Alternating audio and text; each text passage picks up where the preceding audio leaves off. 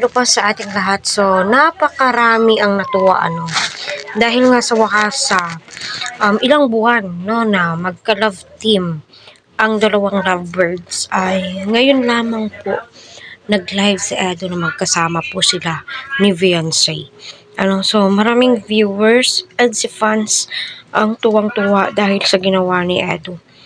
So sino ba naman ang hindi matutuwa? Kasi ito po yung most requested ng lahat.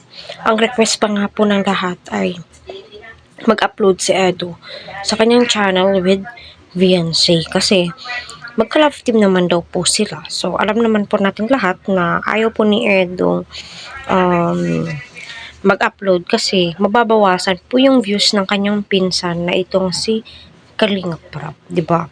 So kontento na po itong si Edo sa kanyang mga beneficiaries, mga lives update po niya para sa kanyang mga beneficiary. Pero ngayon, my God, matutuwa ka po talaga at lalong-lalo na po si Kuya Val Santos Matubang.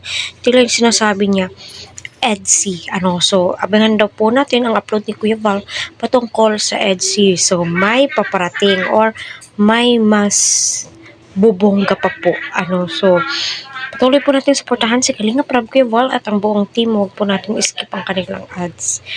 So, ayun, napakaraming palipad kagabi. Kita nyo yon? Grabe yung palipad kagabi sa mga viewers. Palipad po nila kasi tuwang-tuwa siguro sila, na excitement na din po nila yon dahil nga po magkasama si Edo at saka si Beyonce. Kahit na hindi po magkasama si Edo at saka si Beyonce, ay kita naman po natin may nagbibigay po kay Edo, especially sa kanyang mga community. So abang-abang po tayo sa next upload ni Kalinga Prab o ni Kuya Val Santos Matubang. Update po niya yan sa kay Beyonce at Edo.